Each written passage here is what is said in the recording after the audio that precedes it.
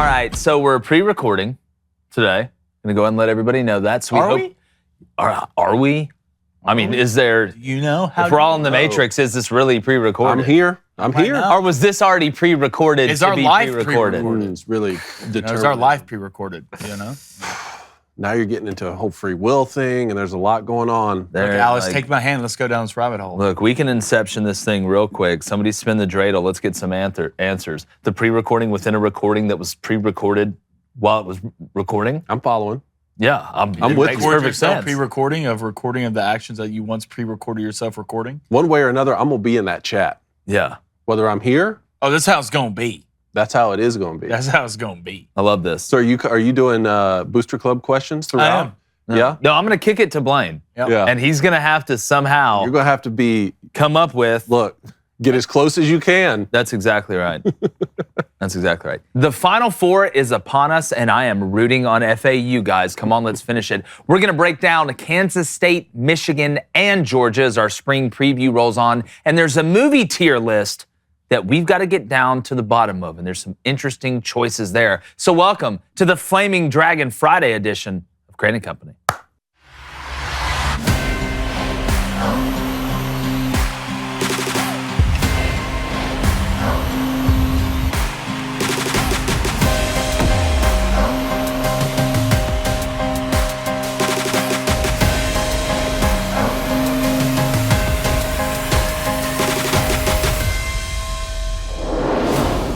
One of the best sports debates is which time of year is the best? Are we arguing quality versus quantity? Well, to me, the answer is simple. At least in the United States of America, if it's not football season, where they're actually playing games on the field against other teams, not each other in spring, then it truly cannot be the best time of year in sports. But if there's ever a second place in anything, this is definitely the second best time of year in sports in general, especially from a quantity standpoint. We've got the Masters coming up. Opening day in Major League Baseball just kicked off. College baseball and softball are already into their conference seasons. We're still living in the madness of March here at the Final Four, getting ready for what should be a crazy national championship game as well. And there's a ton more going on in the world. We got the draft coming up in April, so I can understand those who say that they think from a quantity standpoint, this is the best time of year for sports. But without football games being played, in my heart of heart, deep down in places that I don't talk to you or anybody else about other than myself, it can truly not be the best time of year. I'm going to go and bring in my co-host, former Michigan quarterback David Cohn. And look, it may be pre-recorded, but we know who's sitting to my right. This is Flaming Dragon! Bow to your sensei. Bow to you. 2.5. 2.5. 2.5? 2.5. What you wanted at? Put it What at, I wanted. put it What you at, wanted at? put it at just Good. a half. Good. No, you Put it at just aren't a ready half. for that. Alt line. Guarantee I won't say your name. You're not ready for that. Under 2.5. Like I said, I'm pretending you're not here. David, best time of year in sports. So you're taking football out of the equation. Well, no. I'm asking you, in your opinion, and I want you to, we got to understand the criteria here, because if we are just going quantity, then just by obvious numbers, there's more big time sports going on. But if we're going to just compare the two, I can't do it if football games aren't being played. I'm not talking about the XFL or the USFL. I'm sorry, I don't count that. Either college football or NFL. And not to take anything away from the XFL or USFL, but that beginning of September, that beginning of college football time is just so special. And again, to me, it's not just about the sports. Sports are linked so tightly to other things that are going on around that time.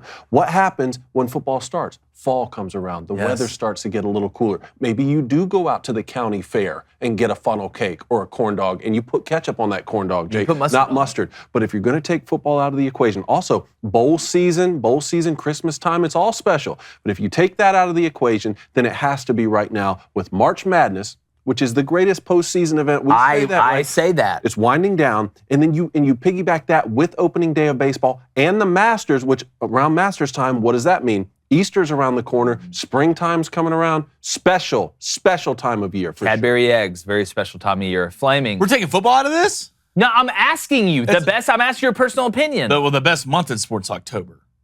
With the World For Series. sure. Agree So with that. it's the 1 month where you can watch all 4 major sports at the same time. True. Baseball's True. wrapping up, football's getting going, NBA's getting going, NHL's going down. You can sit down one day, right? One day, get on your couch, watch some basketball, I'm convinced the NHL's all year, though. watch NHL, They don't watch stop. MLB, watch football. And as a sports fan, that's your dream. Right? That's everything you want when it comes to sports. All 4 major sports, and one day, maybe some wings, a couple cold sodas. So you count basketball games before Christmas? I do. Okay.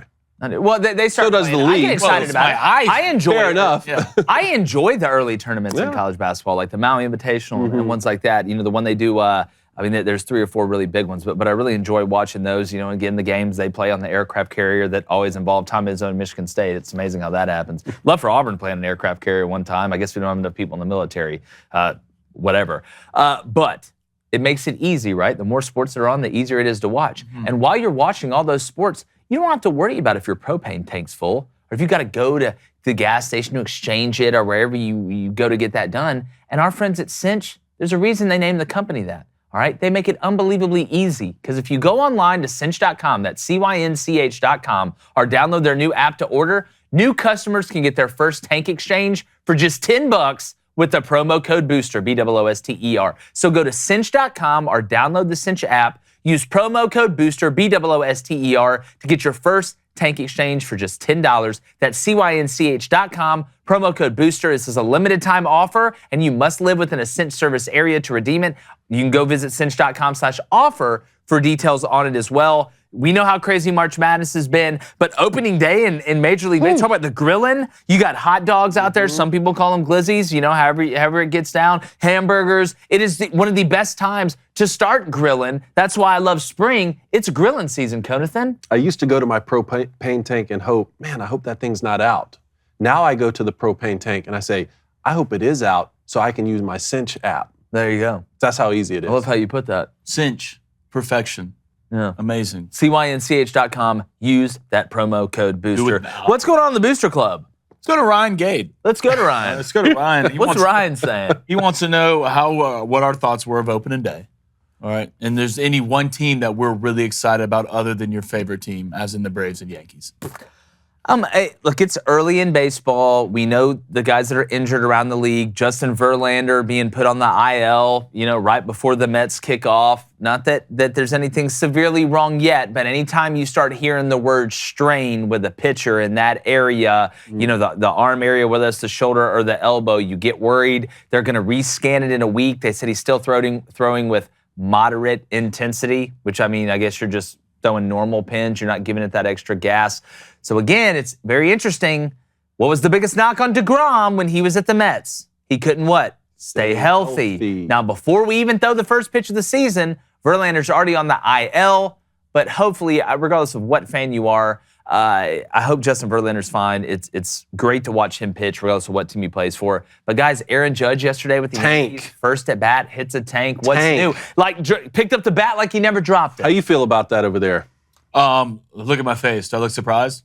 What did you think about the ending of the Yankees game yesterday? I thought it was great. You liked it? I thought it was great. I thought Cole, Garrett looked good. Garrett looked good. They're handling their business well. But right now, I'm a Yankees fan. All right, I love to start off great, but it's not about the start.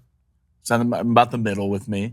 It's about how you finish. They won't lose a game. That's how you finish. But I mean, if we're talking about teams that look great, let's talk about the Atlanta Braves. Whoa. I mean, Acuna with a hit, Albies 2 hits, Matt Olson coming out looking hot with a hit already. And hell, that was Max Fried up there. What's up? Lefty. It's a slider fastball. Next thing you know, you're out. I mean, the Braves, huge win. Almost kind of gave up a comeback a little bit there late, but ended up pulling off the win, which is big. You're playing with fire. You are. We'll see, man. If this works out, he's going to look like a genius. If you haven't figured out, we're pre-recording. But again, Booster Club, get those questions, get those donations in there. We'll read any donation, and we're going to tweet out our booster bets right as the show airs, so you can go ahead and see those. But we appreciate you guys. Make sure you subscribe. Make sure you hit that like button. Turn that notification bell on. And head over to Daily Wire Plus if you haven't. And sign up. All right, Coney. You ready to get into a little Final four keys to victory, and you know where I want to start. I want to start with your team, Florida Atlantic, the Owls. If you don't know, Jake put $10 on Florida Atlantic to win the championship before the tournament even started. That payout is $2,000, and look where they've landed. Only 4 left standing, boy, but they're taking on San Diego State, who topped the mighty Alabama. And Creighton. How you got this one going? You know, I've got to ride with the Owls. Anything that can turn its head around 360 degrees and look at me again, I always got to believe. That's true. Ask anybody that's ever performed an exorcism. The second thing is, this team at Florida Atlantic, they never get too high, they never get too low. You've watched them win different styles. And when I was watching the San Diego State Creighton game, and I took San Diego State money line as one of my show bets. So I was hoping San Diego State would win because of that, but also I feel like that's a better matchup for FAU than Creighton would be. Because Creighton, regardless of how good Florida Atlantic can defend on the perimeter, Creighton's got guys, whether it's the Baylor Scheinerman kid, Trey Alexander we know can create shots, Nembhard can create shots, Cockbrenner around the rim is a problem. I feel like the San Diego State team is a big 2-point shooting team, big mid-range scoring team. Whenever they need a bucket, it seems like it's either Trammell or Butler from the nail or from the free throw line. And then you look at down low, Ladie, they kind of go to those guys to work. They're not a huge 3-point shooting team, which means they'll probably have the best 3-point shooting game of their lives against FAU. But I like the matchup better. John L. Davis. You got Vladislav Golden, who, is 7'2" and running the court. I like this matchup for FAU. I'm going with the Owls. But the biggest thing, I think, from Florida Atlantic's point, when you're looking at keys to victory is, you have got to find a way to speed up San Diego State for longer spouts than Creighton or Alabama did. Notice, when Alabama and Creighton got their leads, why did they get their leads? Because the pace changed. It wasn't getting into sets and running your sets and letting San Diego State be physical with you and run through screens and beat you up the whole game. It's getting the ball and getting out and in transition. That's when FAU is the most dangerous to me. That's when you find open shooters. It's just like a scramble drill in football. As a defensive coordinator, I wasn't worried about guys running combinations against stuff where our safeties are in place and we can see it and the timing is normal because plays typically take a certain amount of seconds.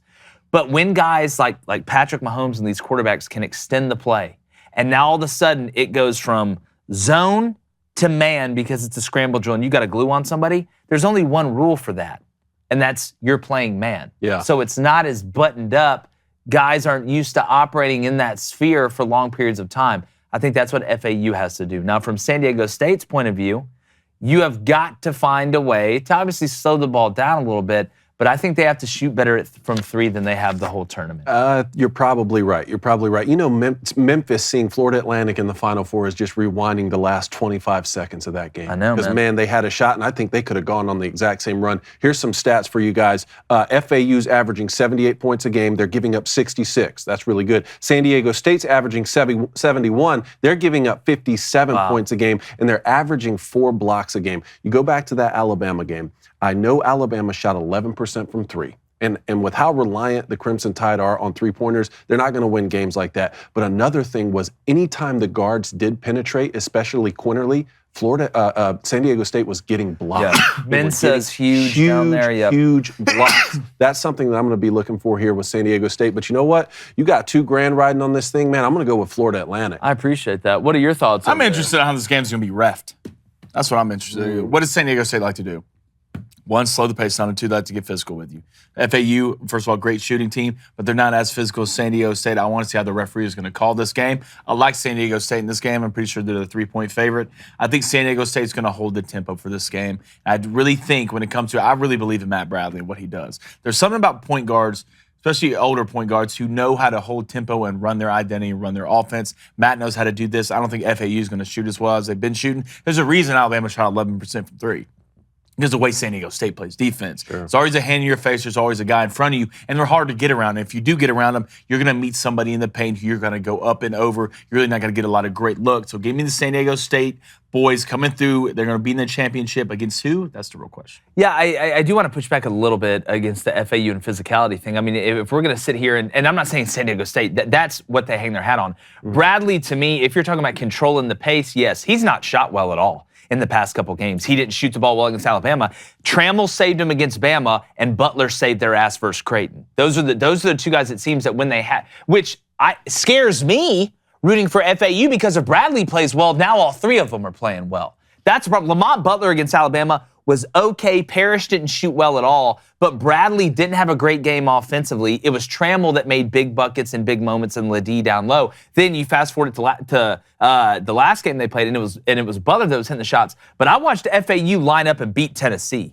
I'm not worried about physicality with FAU. Tennessee was a more physical team than San Diego State. They basically brought Duke down in the mud and turned it into an old-fashioned brawl, and they were able to survive that onslaught. But again, San Diego State has beat teams because they've stopped them from shooting the three well. San Diego State isn't out scoring anybody. They're just out physically anybody. Going into the Creighton game, I believe San Diego State was holding opponents to 18% shooting from the three-point line. I don't know how much that increased against Creighton, because they did hit some shots from the outside, because that's who they are. But that's what I think makes FAU so dangerous, is that they're a chameleon. They can win. They can beat Tennessee 62-58, but they can go out there and run against Memphis and beat them, or against an FDU team that was scrappy, or beat a Kansas State team in a shootout 79-76 where they're bombing threes from the logo. So it's that Tennessee team had no offensive power at all. Oh, this San Diego State team does have offensive power. Once you match physicality with offensive power, and you kind of alluded to the point of how good San Diego State is, even when their best player's not playing well, they're still winning games. Other guys show up. In the second half, yes, but in the first half, like, Vescovi was hitting shots, I feel like. What's the big center's name? Plasic? Vakaitis. Because you call him Vakaitis, now I can never. I know. I literally think his name is Vakaitis. But he was getting easy buckets early in that game. The second half, you are right, though. But Tennessee was still being physical. You know, I mean, I would say Tennessee that was their only thing. Maybe that's your argument, is their only thing was physicality. Yeah, you don't have anything though. They're not gonna do anything other than just try to get physical with you. The thing about San Diego State is San Diego State will, one, physically break you down, two, run extremely good offense. I mean, I know when you run back to FAU and Kansas State, I wasn't impressed with FAU on defense. Where you think they were physical on defense? If you match a team that can score, even with their best player not playing well, if they all do play well, and you match that defense with that physicality, San Diego State, there's a reason San Diego State's favored to win this game. No, I agree. I agree with you. I agree with you. And any team that holds Alabama to 64 points and do what they did to Brandon Miller, I've rode the San Diego State train the whole way here. What I find fascinating is you have two teams that don't know how to lose right now. That's what it's good. You have two teams that have won in, I would say San Diego State's won in a very similar way the whole tournament. FAU's had to win in different ways, but that's just because San Diego State's defense is so good. That's the part of this game I'm looking the most forward to, is that two teams that have guys that know how to win and they don't know how to lose right now, but somebody has got to lose this game. Now the next matchup, this one, to me, I feel like it should be easy to dissect, but then I look at what Miami has done. We were talking about Miami and UConn. You can make a very, very valid argument right now that Connecticut is the best basketball team in the country. Right now, as we said on Friday, the way they've looked throughout the tournament. They have been, to me, the most dominant team, and I'm not talking about the game against Gonzaga, but, having Klingon, having Sonogo, having Hawkins and these guys that can create, they're playing their best level of ball and they're playing physical. It's amazing how whenever we get to the Final Fours or the college football playoff, what's the one thing that most of those teams have in common, at least to a certain extent? They're all somewhat physical. All right, you can even make that argument for TCU, even though they got ramrodded by Georgia in the national championship game in college football. But when I look at this, I want to say, you know what? UConn's got Sonogo down low. They've got Klingon down low. They're going to dominate Miami on the boards because O'Meary's the only guy really that can rebound for Miami. But that's been the case every game almost for Miami. Miami's the only team in the Final Four without a 7-footer. And at this point, I don't know if it really matters that much with the style they play. But the reason I do think UConn wins is it's not like UConn is Purdue. They don't have big guys that can't really run or guards that can't shoot. Hawkins can cook as much as anybody. They've got other guards that can create, and they've got two guys down low. I know Sonogo's 6'9", the other kid's over 7 foot, but they are both front court guys, and they can both run and play in transition. I think that's Miami's weakness. It's not how you defend Miami, it's how Miami has to defend you. Because notice Miami is a very streaky team, right? They go on runs. They are an avalanche. They're not a snow flurry. That's what they did to Texas in the second half last game. But teams that can run with Miami give Miami problems, especially if the bigs can run. That's why I would much rather FAU play Miami in the national championship, even though UConn is the better team. I think the style fits FAU better than Miami does. But if Miami's going to win this game, they're going to have to shoot at an incredible rate because I don't see them being able to rebound consistently, and UConn can run with them. That's the Well, Amir being healthy certainly helps that. I mean, I've loved this Miami team this entire season. And they've won to the same point that we were talking about with Florida Atlantic. They've had to win in different ways, especially close games. I mean, they didn't play well against Drake, got out of the first round. Indiana's not a great team, but Trace Jackson Davis is a great player. So when we were looking at Omir's health, will he be able to rebound the basketball against Trace Jackson Davis? They beat them. Houston is a really good basketball team. Miami found a way to beat them. Texas, a really good basketball team, and was playing well, and Miami was down. Yeah. That's one of the things. Miami had to come back late against Texas to even make it to this Final Four. I'm very intrigued with this matchup, mostly because UConn right now looks like world beaters. It's almost like it's their destiny to win the championship this year. I think they won the first 14 games of the season, and the big thing is they got their bad basketball out of the way at the right time. Yeah. Lost like 6 in a row or 6 or 7, something early. Like that. Had a streak early, had a bad streak in the middle, and now just look at them, man. But what has this tournament taught us? The minute you think you have it figured out, the exact opposite happens. UConn's not only winning games, they're rolling kids. Yes. Rolling kids. Iona's 87-63, St. Mary's 70-55, Arkansas 88-65, Gonzaga 82-50. God, they are. And that's not just some scrubs you're watching. No. Iona, going all the way back to Iona. You are rolling kids. And Miami's a great team. It's a great story.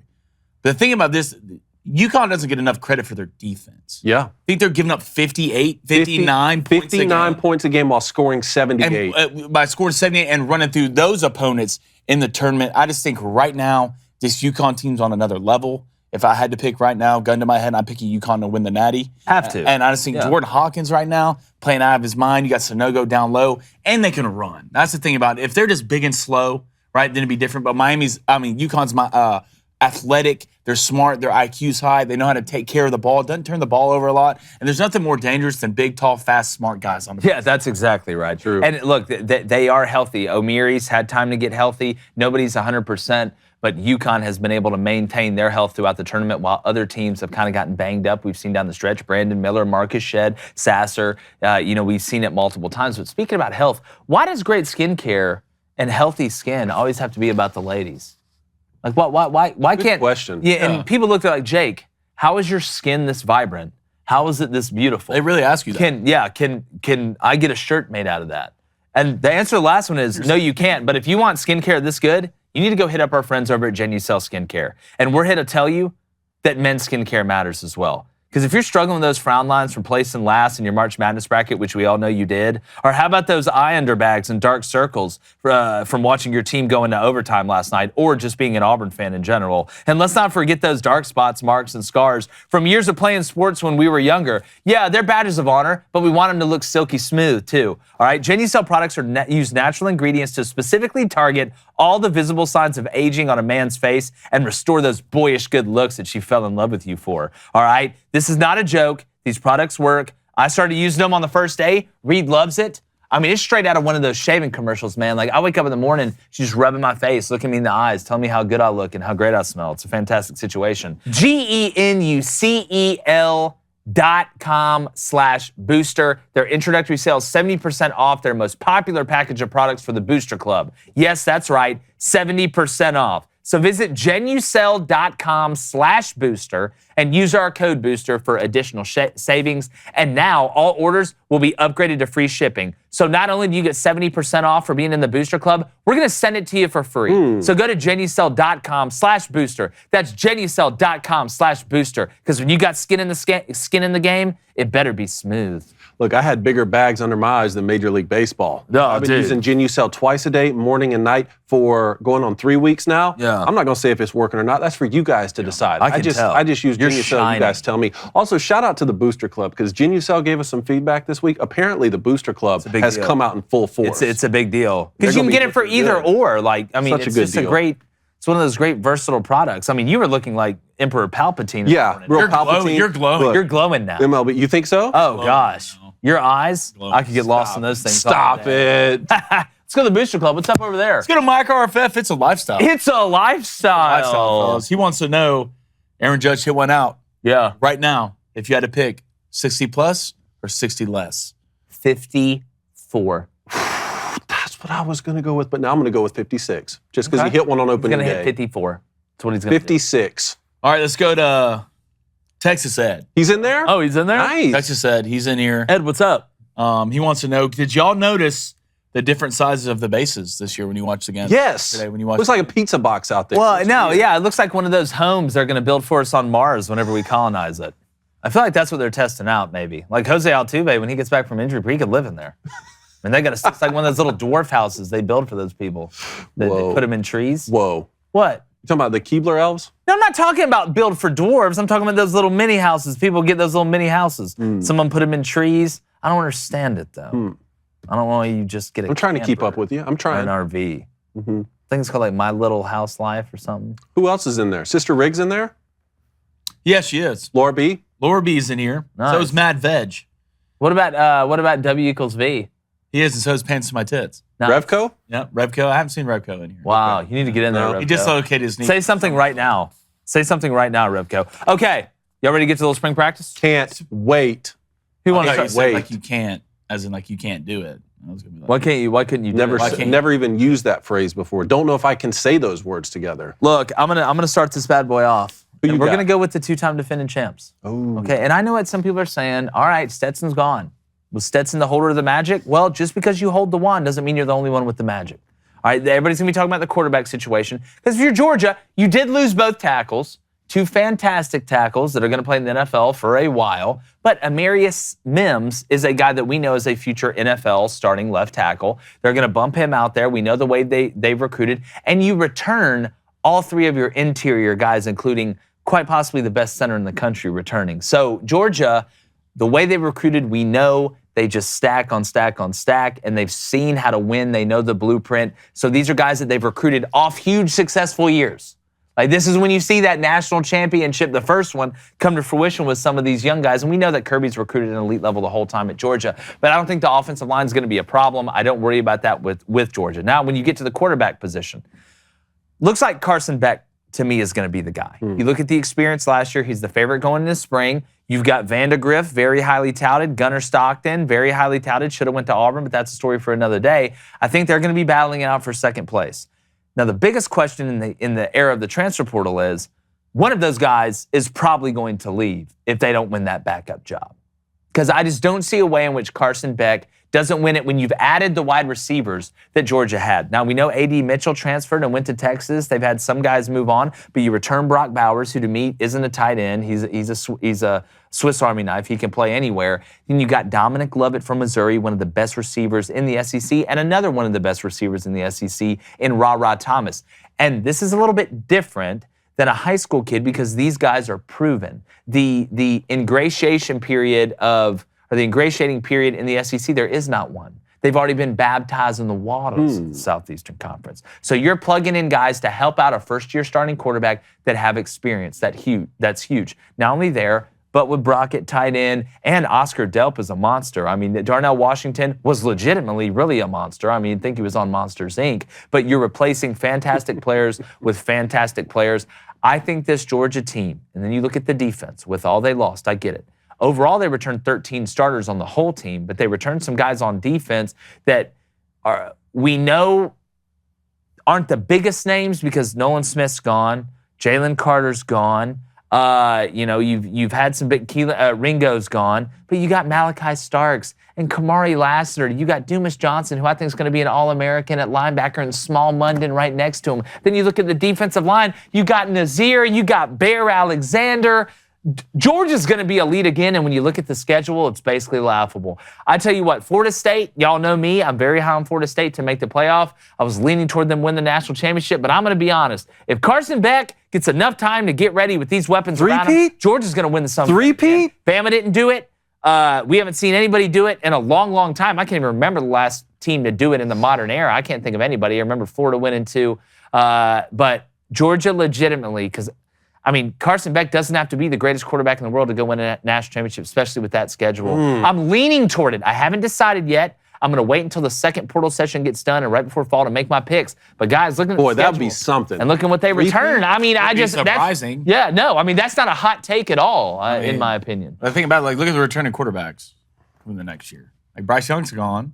Yep. Right? I mean, the biggest DJ's thing for gone. Georgia to worry about is not your conference. It's the Michigan Wolverines. That's what you got to worry about. What about LSU? About it, you put LSU, to a certain extent, but I think Georgia can still beat up LSU. Yeah. I still think that Georgia's physicality always shows against LSU. I think LSU will have a great year, but you get into the playoffs, right? And Georgia matches up against Michigan, basically the Spider-Man, Jeff, right? We both want to do the same things. It's going to come down to physicality, and when it comes out of that, I lean Georgia's way. And then you look around the country, who are you afraid of if you're Georgia? Right now, you're a Georgia fan, even with all the talent you lost, which let's go back 2 years ago and see the talent you lost then, and you go back and win another natty. But who are you afraid of if you're Georgia? Who are you going to walk into a week on a Saturday and be like, damn, man, I don't really want to play? No one now. Nobody. Confidence high. Back-to-back champs. You can't tell them nothing in Athens right now. But you know what? Speaking about Michigan, it's time to break down the alma mater, boys. Michigan Wolverines spring game this Saturday, April 1st. Jim Harbaugh coming off back-to-back wins over Ohio. Can we get the inspirational music? You want some inspiration? Bring in the inspirational music. Please get the inspirational music. Bring in the inspirational music. David. You ready? Here we go. It's time to break down the alma mater. Michigan Wolverines, boys, spring game this Saturday. Jim Harbaugh, back-to-back wins over Ohio. Check those boxes. Back-to-back college football playoffs. Have they won a college football playoff game? No, but we're over the TCU loss. We're over that, all right? Let's talk about it. J.J. McCarthy, you talking about quarterbacks returning?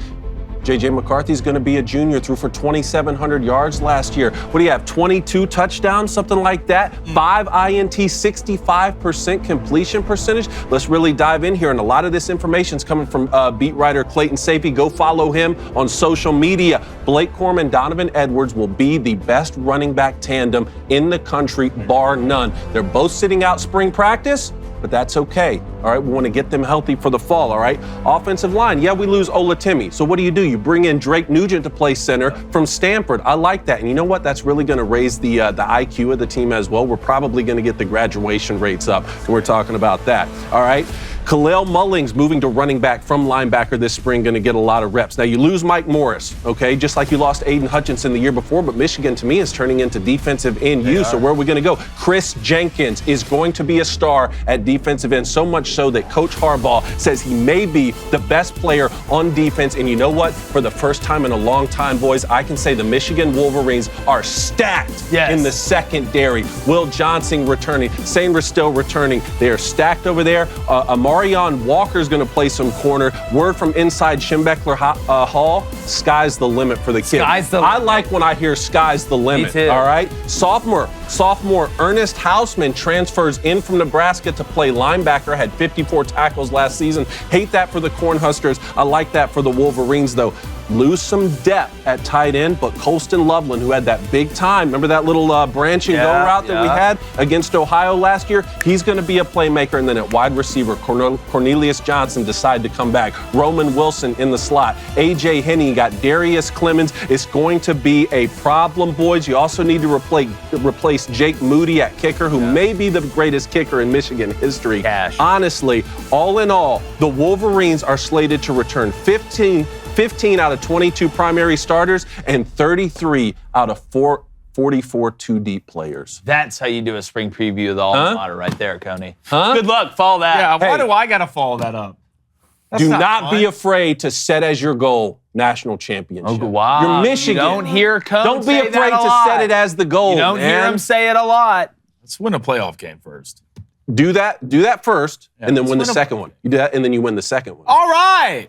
Woohoo! Kansas State. Kansas State Wildcats, fellas. Hey, they won the conference. They did. That's disrespectful to Kansas State, and I need to stand up for them. That's just rude. I'm not going until it's. No, that's great. That was well done. Not that I picked Kansas State to ball out last year, and they did. Look, I mean, had a great year. You just ran into a pissed off Alabama team. Yep. They weren't in the playoffs. Let's start at the quarterback position. Who do you bring back? Will Howard. Will Howard is the QB1. I think Will Howard is going under the radar a lot. He's going to be, I think, an NFL quarterback in the next couple of years.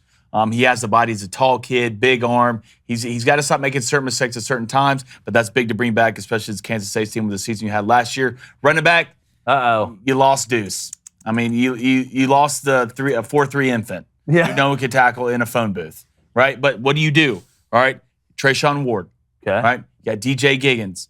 DJ had, a lot of people don't realize, DJ had over 500 yards last year. I mean, Deuce kind of took that out of the picture just because what Deuce was so electric. But you have two backs. Ward, who transferred from Florida State, is going to be a nice guy to come in. I mean, he averages 6.5 yards per carry. So I think you're going to be fine at the running back position at the end of the day. K-State, the one thing they'd like to do is what? Smash mouth football, right? K-State's one of the teams in the country who has 6 linemen out there more than anybody, right? Who do you get back? You get back Connor Beebe. NIL, baby. NIL. Big NIL deal. He comes back for his senior year. He can rival probably one of the best players on this team.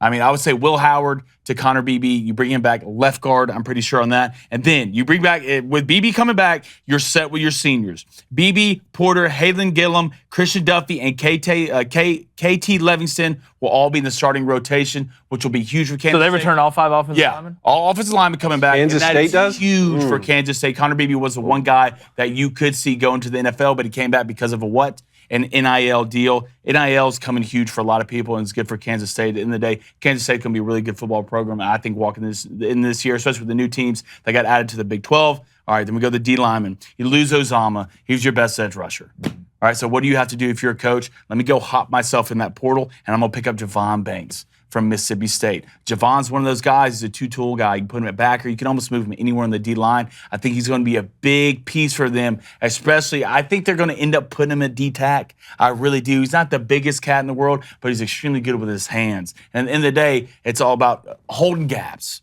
All right, you don't have to get to the quarterback if you can hold in gaps. Javon's one of those guys, and you also have Khalil Duke. There's another guy you can replace Uzama with who's an edge guy, super athletic, can get your quarterback. And at the end of the day, Kansas State, we're going to stop the run and play good defense. That's what got you to where you were. You just ran into a pissed-off Bryce Young. And once you do that, there's not much you can do. All right, let's go to wide receiver fits. You lose Malik Knowles, you lose Cade Warner, your top 2 guys. All right, what That's do you do? Kurt Warner's kid, right? You remember him? Yep. Little witch? Yeah, he was nice. Yeah, he was. I can't remember what number he was, but he balled against Alabama. Yeah. So you guys have some young guys. R.J. Garcia, Xavier Lloyd, and Sterling Lockett. Trust me, anybody with the last name Lockett, a receiver, I believe in it. That's all right, exactly I just believe in every way. And Kansas State, I mean. Yeah, exactly. The thing about it is they had good rapport at the end of the season. And if you're a fan, especially when it comes to quarterback and receiver, it's all about what? It's all about chemistry. And you saw those guys hook up, especially late in the season. But this is the big worry when it comes to Kansas State. It's in the secondary, all right? You lost both your safeties. All right, you lost both your corners. And one of the corners right now are balling. He's had a great NFL day.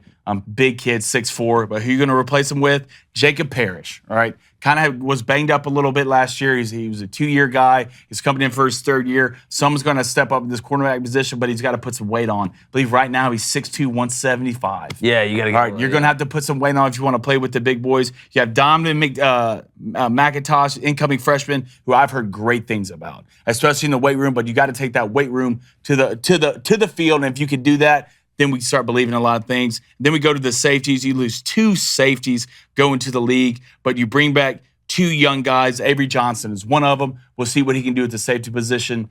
At the end of the day, the one thing they got hurt on when it comes to the Alabama game, I don't think they got beat up front that bad, but they got torched in the secondary. Yeah, they did. And Kansas State, you're going to have to rely. You got to expose a little bit, but trust in your coaching. I think Kansas State, schedule-wise, is going to have another successful year. I don't know if they'll win as many games as they did last year. That might be kind of a one-time thing for Kansas State, but I do see an 8+ win season. Yeah, do you know if Colin Klein's coming back as the OC? He is. Man, I thought he was really good last year. I know they didn't look fantastic against Bama, but if you go back in that game, Will Howard missed some guys that were wide open in some key, crucial situations, some 3rd downs, including Kurt Warner's son a couple times, but I know Kurt Warner's son got him a couple big ones. So there you go. There's 3 more teams. Should I pick Kansas State to win the Big 12 this year? I don't want to dive too far into it, but it's just kind of hard for me to pick. With Texas returning the offensive line they are with Quinn Ewers, it's hard for me. I don't know. I'm gonna have to go through it. Like I said, put some liquid paper on a B. You know, but I mean, it's looking good for Kansas State. Don't you hurt that B. Speaking of looking good, all right. If you want to look sharp at a wedding, or any event, it shouldn't be that expensive, all right? And with custom suits from Indochino, you'll look sleek without it costing a fortune. I'm getting married in May, all right? Obviously used Indochino to get myself my most customized, personalized suit. I plan on getting married one time, fellas, all right? But the great part about it is that suit and what I ordered, whether, it's the different linings, things like that, I mean, they have everything covered. The combinations I got, I can use for the rest of my life at big-time events. And I'm getting it for a great price, all right? You can customize every detail on your suit, shirt, dinner jacket, and more with a range of colors from traditional black or gray to burgundy or olive. Indochino makes it easy to get your fully customizable suit right from home. Like I said, they have every piece that you could possibly want, and you can customize all of it. If you prefer to shop online or visit a showroom, they can get both of them done, and they're always adding new pieces and options. So RSVP to all your events, knowing you have the perfect look with Indochino. Go to Indochino.com. Use our promo code BOOSTER. You get 10% off any purchase, $399 or more. That's INDOCHINO.com with promo code BOOSTER. Good looking What suit. timing? Indochino comes through right when you're about to get married and get your tux game fitted. The Matrix, man. It's incredible. Did you see, have you seen the photos yet that and I ordered our tux from Indochino? I have not. No, we're not good. We're good. We're good. I didn't we're hear you. good. All I heard was a beep. All I heard was All I heard was that a got beep. said multiple times. all I heard was a beep. All I heard was something like, Hit it. no, hold on. One of them. One we'll of figure them. out. Yeah, one of the 35 buttons got over there. But anyway, The Helen Keller. the Pretend suits- like you're blind. Mine's all orange tux, and yours is all baby blue, right? Baby Yeah. blue, and Yep. mine's orange. Top hats. Like Dumb and Dumber. Canes. Oh, I didn't even think Y'all of gotta look that. like Dumb and I Dumber. didn't even Great. think of Dumb Here and you go. Dumber. But yeah, Love we to have see top it. hats and canes. You love also. to see it, but you I'm also bringing a hate girl. to She's see going to it. wear like all white with a long back of it. Not because we want to like draw attention to ourselves at your wedding, but we do want to stand out. Yeah. I said I'd never commit a murder. I'd never do it. Yeah, I'm ready to go to Paris. Me. I forgot we're going there. No, you're not. It's like y'all kiss. Meanwhile, what's going on? Y'all with kiss this on the shit? Eiffel Tower. Me and What's- David are what- holding each other. Like, While y'all are kissing on the Eiffel Tower? or, Whoa. let's go to Kyle Kennedy. Oh, yeah? Yeah, he wants to know. All right, if you had to pick right now, Pac-12, who's winning it? Utah. USC or Washington? Deep I breath. don't know yet. You're just not Utah. You're not even. You're not Oregon either, are USC you? or Washington, I think. I mean, I don't think that's crazy. I think there's about 5 teams that can win the Pac-12. Who's going to play defense? That's the question. You want to know who's going to win it? The most physical team. Yeah. I'll lean on Utah. All right, let's go to Obi-Wan Chablomi. Nice. Can you spell What's that? our expectations for Miami this year? The Hurricanes? Let's pull up that schedule. Pull that bad boy up real quick. Got to be better than last year. Yeah. Have I to mean, be. I Mario know Cristobal. Mario's recruiting well, especially up front. We talked about the 2 big-time tackles he signed last year, but depending on freshman tackles, man, All right, here we go. it's a dangerous game. Week 1, you face Ben Roethlisberger in Miami, Ohio. It's a dub. And All right, week 2. Wait, Miami's playing Miami, Ohio? Yep. They I did love that on that. purpose, man. Week 2, got Jimbo Fisher and the boys. At home. at home, right? Is Van Dyke back? Yeah. Is he? Wait, is he? I don't know. I think he is. Wait. I want on to it. say he is. I'm on I it. think he is. Yeah, he is. He's back. Okay. Yeah, he's Who back. else they got? Bethune-Cookman Oh, they're cooked, man. at Temple. It's a dub. Sneaky Snake. It's a dub. Little Sneaky Snake game. You got Georgia Tech at home. It's a dub. You go to the Fighting Drake Mays. That's a loss. Tyler Van Dyke is back from Miami. Yep. Okay. You got them Fighting Dabo Sweeneys at home. L. Don't have to think about Clemson. it. Yeah, that's a No. loss. You got Virginia at home. Win. Win. You go to NC State. Win. I can't ride with NC State anymore. I tried it last Yeah, year. you can. It That's didn't a work out loss. for me. And Devin Leary's leaving, right? He's at Kentucky. He is At Kentucky. There Yep. you go. Yep. I'll take Miami in that game. You go to FSU. That's a loss. Or you got Louisville at home. That's a win. You go to BC. God, Jeff Hafley and the boy. I'm going to say Miami's going to be having a great year and drop that one. Really? Upset. Well, not early in the season, I'll but give 'em a there's win. an early upset call. All right, let's go to Jamal M. Sampson. Okay. Right now, who's your front runner for the Heisman? Caleb Williams. Drake May. That's a good answer. Blake Corum. Ooh, now you're I'm talking. gonna give Conan a little tingle in his toes. Get a little. All right, let's go through this movie tier list, David. You've been all jacked Okay. and tan about this. I'm ready to see this. I haven't seen it yet. Okay. There it is. Hold Movie on. tier. Now, we did not put this together. We're going to put one together, but this is just a review of this list here. So for people on audio, David, read Team 1. Okay, Who here's is on Team One. All right, now this is what was it five different films on each tier that's made up of a comedy, an action movie, a drama, an animated film, and then a miscellaneous movie. Team 1, Goodfellas, good start. Big Daddy, Great movie. Taken. This is the first Taken, all right? Forrest Gump, all right, heavy hitter there. And then Mickey's Once Upon a Time of Christmas, which is one of 2 films on this whole list I haven't seen. That's Team 1. All right? It's fantastic up until you get to, whatever the hell Mickey Mouse is doing on Christmas. It might be let's not great. come at Mickey Mouse. It might be great. Oh, Have y'all seen that one? Let's not come at. Have I seen that one? Have you seen every film on that tier right there? I have except not for seen Mickey Mouse? the Mickey Does Christmas. But you've seen all the rest I'm sure of it's. I'm sure it's a good Mickey Christmas. Okay. Team 2, The Lion King, but what's very, very important, by that thumbnail, that's the remake. Yeah. That's the second. That's Not not the sold. original, Mid. all right? But after that, Roadhouse, great film. Mid. The Goonies, Fantastic. Titanic, heavy hitter, and then Heavyweights. Talking about heavy hitting. It ended with a bang. You end with Goonies, Titanic, and Heavyweights. I'll consider you. Come on, Put them in the man. ring. I'll fight Come 'em. on. All right, Team 3, Shawshank Redemption. Great start. Dumb and Dumber. Maybe the best comedy on here. Independence Day. First we one? follow that up with Pulp Fiction. I don't care what blank. Blew it. And then Aladdin, but again, Blew it. Team 3 Aladdin. That is the Will Smith remake. The last 2 Not the blew original. it. The one where he gets the wish to slap Chris Rock? Don't know because I haven't seen it, but Yeah, me maybe either. that one. All right, that's the remake of the Aladdin. So right there, I'm having a lot of questions. All right, Team 4. Look, Team 4 and Team 5 really bring the heat here. Team 4 starts off Godfather. All right, that's Godfather 1. The Dark Knight, Oh, it's my favorite movie. The Shining, Office Space, and then Who Framed Roger Rabbit. That's a strong That strong is- I haven't squad. seen Who Wrong. Framed Roger Rabbit. I haven't It's seen great. it since I was very, It's a very, great movie. very I'm not little. a fan of The Shining either. You're not a fan of The Shining? Probably one of the best horror I'm films. not a horror. I know you don't like horror movies. All right, but horror wasn't on this list, so they're kind of using that as their miscellaneous, I guess, in that category. Yeah. But Team 5. Why wouldn't you just say horror if you Here's said comedy, here's- action, drama, and anime? I know, you should just do that. But again, we didn't make Yep, this list. Tier 5, Gladiator, Great movie.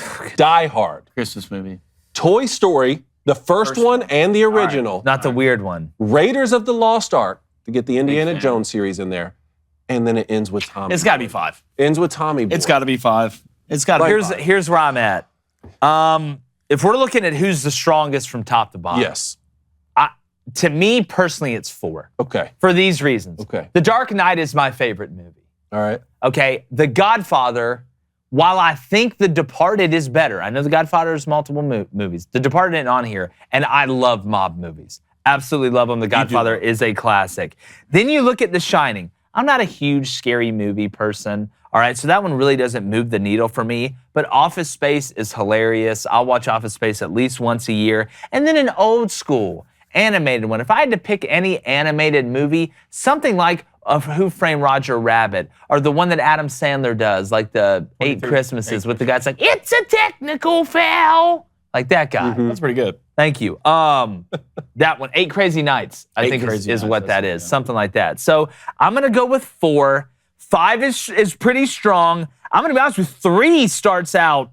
I mean, it's Last 2, they blew it. Well, but I love Pulp Fiction. You hate one. Pulp Fiction, Pulp but like the last Aladdin movie, that cost you guys. You reached for that one. So what are your thoughts here? You're Team 4. Yeah, I'm I'm Team Team 4. 5. Okay. I'm Team 5.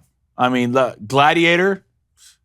What gets better than Gladiator? You want to listen to a movie? Gladiator or 300? You're about to go either get in a fight or play a football game. It's Gladiator or 300 in that movie. Die Hard.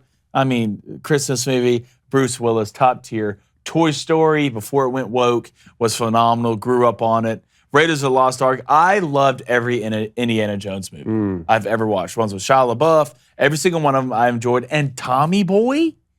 And first of all, R.I.P. Tommy Boy, one of the best to ever do it. I think 5. I would go for 3. You know, even with Pulp Fiction on there, if they were to place the Aladdin one with something that's halfway, I would have gone if they would have replaced that. I would have gone there. with 3. Yep. But the only thing that hurts me deeply is like I love The Dark Knight. Like, I can watch The Dark Knight 3 times a day if I really wanted to. Like, all the Batman movies are phenomenal, other than the kid from Twilight who came in and completely ruined it, but that's a subject for another day. But if I had to, it's close. It's close. I'd go 5. All right, so here's where I am. Tier 1, I can do without Big Daddy. I laugh at it, it's funny, whatever. I can do without it. And then I've never seen this Mickey's Christmas, so I have to take that out. Tier 2 is very, very strong, but when you put the new Lion King instead of the original, like, I'm going to have to pass. Tier 3, I mean, Shawshank, Dumb and Dumber, Independence Day, Pulp Fiction. When I was going down that the first time, I was like, well, this can't be beat. But then all of a sudden, I see Will Smith as Aladdin. Put the original in there, and I might ride with Team 3. So the last 2 are the strongest to me. Godfather, Dark Knight, Shining, Office Space, and then Who Framed Roger Rabbit. I haven't seen Who Framed Roger Rabbit in so long, which is why I go with Team 5, because on the Toy Story, which would be the animated version, I'll go with Toy Story over Who Framed Roger Rabbit. And then you're looking at Gladiator, Die Hard, Raiders of the Lost Ark, and then ending with Tommy Just to Boy. spark your memory, remember, the bad guy in Who Framed Roger Rabbit's the same old guy from Back to the Future. That's right. He had those glasses on. That You know what? I'm going to rewatch it this weekend. Instead of that, why not have the first Space Jam on there? How about this? Why don't we do ours? Why don't we do our list? And let's throw in Western, too. Let's do this. Let's take out animated, not today. Throw in Western, and add horror instead of... And the Booster Club, too, we'll be paying attention to this. Let us know. We're going to do our best movie tier list like this, from top to bottom, the 3 of us. What categories do you want?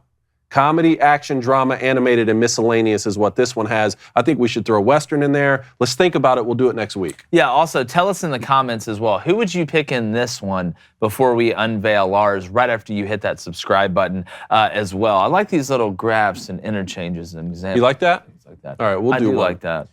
Also, I have a fitted in a minute if you want. Yes, of course. NFL news. You got to get it in this week. What do you think? Let's do it. go. If you don't know the rules, Cone is going to try and speed read this thing without messing up. He has 1 minute. If he does mess up, we do not start the clock over. I love how you grab the bat at the start. Let's send him a strong message early. We do not start the clock over. He has to start over. So, David Cone, are you ready? Did you pick that up just because it's baseball season? Is the clock We're about to find out. Is ready? the clock ready? All right. David Cone. We win. In 3, 2, 1. Fit in a minute. The Cincinnati Bengals have officially signed former Vikings tight end Irv Smith Jr. to a 1-year deal. Bobby Wagner is returning to the Seahawks on a 1-year deal worth $7 million. The Panthers have reached an agreement with Lions wide receiver DJ Chark. Patriots signed Nelson Aguilar to a 1-year deal. That actually hurts my back right now. Wide receiver Marvin Jones is returning to the Lions after playing for them from 2016 to 2020. Defensive tackle Jonathan Hankins is returning to the Cowboys on a 1-year deal. Former Bucs wide receiver Scotty Miller is joining the Falcons. Free agent safety Taylor Rapp is signing with the Buffalo Bills to shore up that secondary. 49ers GM John Lynch says quarterback Brock Purdy has earned the right to take the first snap in this upcoming season. And the Giants owner, John Mara, jokingly warns head coach Brian Daboll, don't go from Bono to Bozo in year 2 after he led him to the playoffs. Cody? That's my come on. guy. What is this? What is this? That's my guy. Indochino. Yes. Color your suit. God, that was good, doing David. back Burn you up there. Look, man, we got to figure. You know, we got to do the next one he does. Shoot him with a paintball That's gun? What's that? Y'all tied my shoes last time together. I did tie your shoes last time. What do you think about Giants owner John Morris jokingly warning Brian Daboll, don't go from Bono to Bozo? This guy just led y'all to the playoffs. I'd be like this. It'd be like, hey, how about you worry about owning, and I'll worry about getting us to the playoffs like I did last year. If I need your athletic direction, I won't. how about that? Be like, I own you now. Oh, man. What else in here? I mean, Bengals signed Irv Smith. Yeah, it's a good piece. Again, Irv's kind of snuck around the league for a while, too. Like, and I'm not saying that people don't know who he is, but, you know, Irv has been consistent. He hasn't been, you know, one of the biggest names, but he's been able to sneak around for a while. Look, at this point, we all know what we're waiting on in the NFL. All these other signings are great. It's Aaron and Lamar. You know, it sounds like some horrible sitcom from like the late 80s. Yeah. Like Aaron and Lamar or something. But I do think Aaron ends up at the Jets. The biggest question is still Lamar, man. I don't know. Ravens. Yeah, I mean, they're just going to reconcile. It's smart if you're the Ravens. Looks like you got all the leverage right now. But all these moves, there's still a bunch that we've got to see. We've got the draft. Because it's like, we got to ask the question, how do you think this move or this move? Like, it's hard until, not that it makes it easy, but it's a lot harder before the draft than it is after it. Because, people are like, all right, well, we spent this money on this kid. We feel like we met our need. We're not going to go out and get somebody in free agency. Mm-hmm. We do want to let you know that calls will be back this Monday. We're going to have our best things in life bracket and a buzzer beater video coming out this weekend that you guys need to make sure and watch. I know we can't do the live calls because we're pre-recording today, and that's one of our favorite parts. Some of you guys were looking forward to that. But call in Monday, all right? Give us your call sign so we can, lock you in on that. And we got some cool announcements coming in with the Booster Club as well. But guys, any big plans this weekend? Grilling something. We got to do the hot dogs. Cinch take. Right? Let's go do hot Polish dogs. hot dogs though. Yes, I'll get some. We'll get sweet Italian. Make sure there's no mustard in that house. Look, if my boy wants mustard, he's gonna get mustard. My hot dog's gonna have ketchup on it. Yeah, because you're American, David. There you go. Exactly. Look, did you hear what Asante Samuel said? What did he say? That Lamar Jackson against the Patriots, Meek Mill told Robert Kraft that he should sign Lamar. I did see that. Asante Samuel says you don't want to go play for Bill Belichick. Well, which is strange to me because Lamar and Bill have a pretty good rapport. I'm pretty sure. I remember Lamar talking about Bill. The one time he saw him smile, it was funny. They talked to each other. Bill Belichick is only giving Lamar credit when it comes to being an actual quarterback in the pocket. Asante Samuel said Tom Brady was the only reason the Patriots ever won a Super Bowl with Bill Belichick. And I haven't heard a lot of negative things coming out of players about Bill Belichick. Other than Asante Samuel, realistically. My thing is, like, who the hell cares what Meek Mill said? If Meek Mill came up to me and told me to pick somebody up, I'd be like, dog, aren't you a rapper? Well, him and Robert Kraft have a good relationship. Okay. But he apparently said that'll be Bill Belichick's decision. Yes. Right? Okay. Yes.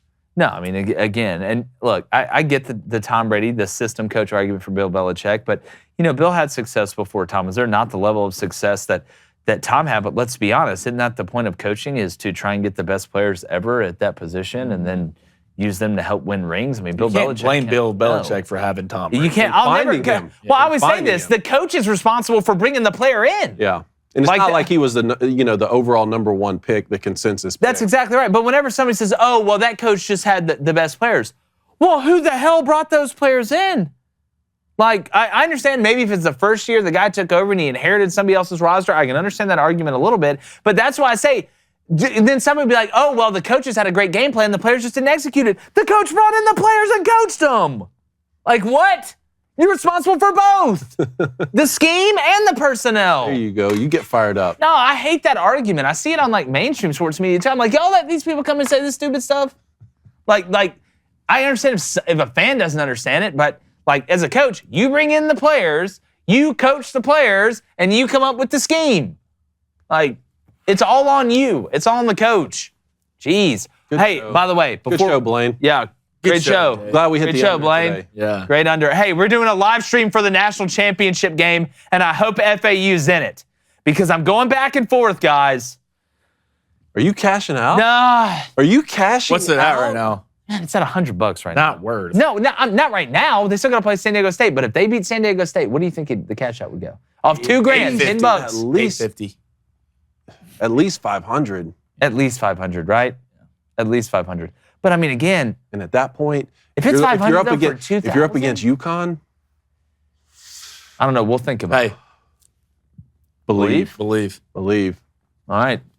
We'll believe, just like you believed that this was live. Haha, just kidding. We appreciate you guys. Hope you're having an incredible Friday. You have a great weekend. We have great content dropping this weekend. You're going to love it. Next week, we open up the calls on Monday to talk about who's playing in the Natty, talk about opening day, Major League Baseball, always talking about college football on our spring practice tour. We appreciate you guys. Make sure you subscribe, follow us on all social media platforms. And like this week, still being a work week, now that we're done with Friday show, we're going.